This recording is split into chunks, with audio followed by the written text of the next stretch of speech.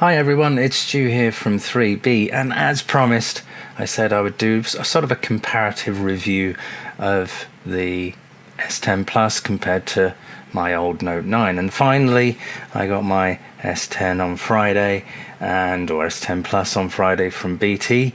They had it on order. They'd sold so many that it had gone a bit mental, and here's my old, I say old, it's not really that old, Note 9. And in this review I'm not going to be comparing specs or launching programs to see what is quicker or any of that nonsense. There's 1,000,001 videos for you to watch that do that pretty well, very well in many cases, and you just simply don't want another review of how fast Facebook opens. So for me, what I look for when I get a phone is not necessarily how fast it is in terms of opening apps and things like that, because those kinds of things are pretty much redundant unless it's like going to be a long time, but it's fractions of a second in many cases. The difference is, for me, it's all about whether I want to use this phone compared to how much I wanted to use my old phone, and whether this phone is more comfortable for me to use and is more enjoyable to use, and I'm getting more from the content and games and apps and everything else that I use on my old Note 9, on my S10 Plus. Do I get more from that, or is it just the same? Will I feel the same about the S10 Plus in a few weeks than I do now? I'll do a catch up in about a month to see, whether I really, if I've got buyer's remorse.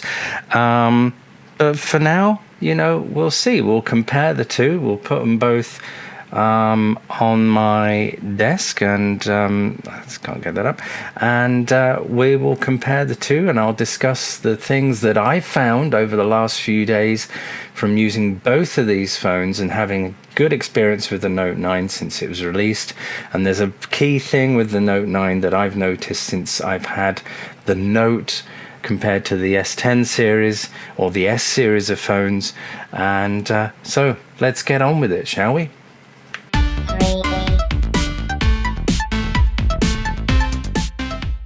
So let's first of all talk a little bit about the Note 9. First of all, it is an amazing phone. I'm not going to take that away from it. It's massively powerful. It's got a lot of functionality. The screen is amazing. If we walk that all the way up, you can see how great that screen is, and we'll do the same to the S10 Plus so we can compare the two. But they're both amazing screens. But the Note 9, it is an amazing phone. And I had an S8 Plus before that, and I upgraded to the Note 9. The first thing I do, and the first thing a lot of us do when we get it out of the box and we peel off all the nice little sort of fancy wrapping and so on, is hold it in our hands, see how it feels in our hands. And the first thing I felt was, actually, this phone isn't that comfortable to hold. It feels a lot wider, it feels a lot chunkier, it's an awful lot squarer. It just felt like a very, very different phone. And there's quite a distinct sort of ridge running along the edge of the phone on either side that kind of makes the phone a little bit uncomfortable. But the key thing that makes it very uncomfortable for me, and I have quite large hands, so I imagine somebody with smaller hands would probably have even more of a problem, is it kind of just digs in, where you kind of rest your phone when you're holding it. You have that sort of divot in your palm. It digs in. It's not comfortable. It's not a comfortable phone to use. And considering, this is a workhorse phone, that kind of threw me a little. And then combine that with the design of it being kind of square. It feels very square. And in fact, in some ways, when I got it, it actually felt it felt an older phone, even though I knew it wasn't. It just felt less modern than the S8 Plus that I had before, oddly. I didn't get that immediate wow factor I got with the S8 Plus when I got it. So when the S10 Plus was announced, I was initially not going to bother, because I really thought that I was going to hold on to the Note 9 for a couple of years. But then there's this key thing. I did some sort of looking around, and there's these websites that buy your phones and so on, and I looked on eBay, and I noticed how much or how little the Note 9 phones are selling for. You can get, you know, a brand new Note 9 on eBay for around about £550, which is incredible. This phone is only like 5-6 months old or whatever. You know, it's not a hugely old phone. And when it was released, it was £900. So, you know, I've essentially lost half of its value in a matter of 5-6 months. So it was then that I realized, well, you know, in a couple of years or a year or whatever, this phone is nobody's going to want it. You know, I'm not going to get a huge amount back from the websites that buy phones, or certainly on eBay. You know, it's going to be old hat. And with it being then an old design, because the Note 9 will come out in a few months with a similar design to the S10 Plus, no one is going to want this phone, and the value of it is going to go far, far lower. So I've managed to do some hunting round, and I've managed to get around about £460, not as a trade-in, but just as an outright purchase of my phone, which, when you consider on eBay, these are going for around about second-hand about £500. So by the time you take off fees and everything, you know, it saves a lot of the hassle.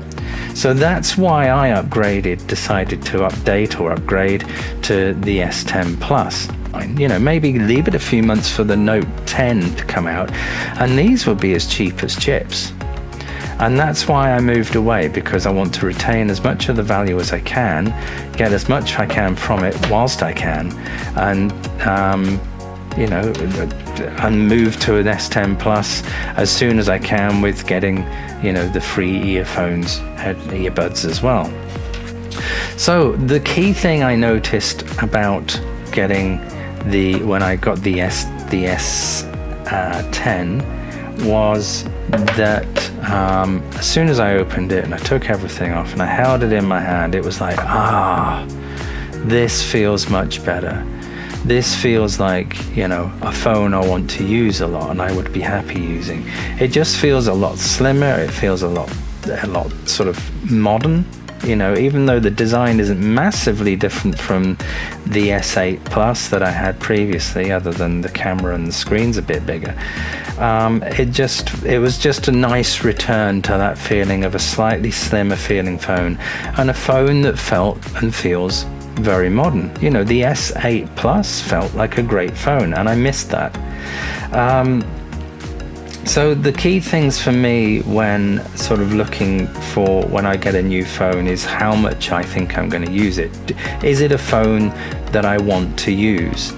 And I've not really put this down very much. You know, I'm always fiddling with it, and I'm always sort of really impressed with the clarity of the screen, how good that screen, you know, it's an amazing looking screen. And the concern I had first of all was, would that be a problem for me? Would that little pill holding the two front cameras be a problem for me? And after watching some YouTube and sort of checking that out, I realized, you know, it's not really much of an issue. You kind of ignore it after a while. You know, you don't really think about it too much. You know, you don't really notice it. You know, it's Marcus Brownlee did a great bit of his video when he was reviewing it, and you know, I can't remember the term he used because he's a smart boy, but you know, you basically begin to ignore that pill thing. You just don't see it because it's part of the screen, and you kind of come a bit blind to it. You don't really notice it too much.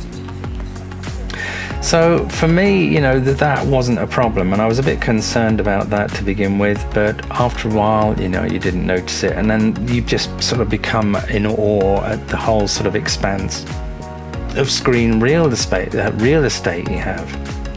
And the other things that I thought that I may miss from the Note 9, you know, the fact that we have, you know, the S Pen. When I got this, I used this for about a day. You know, I didn't use it for very long. It was just, you know, just a very short amount of time. You know, it's a good thing. It's, you know, it's kind of cool, but I didn't really use it that much. You know, it's a nice little thing, and I know there are some people that use it an awful lot, but after a while, you know, I just didn't really use it that much. I still ended up sort of typing in notes a lot quicker than I could getting the pen out, launching the app and writing something down, and then remembering that it's there in the first place.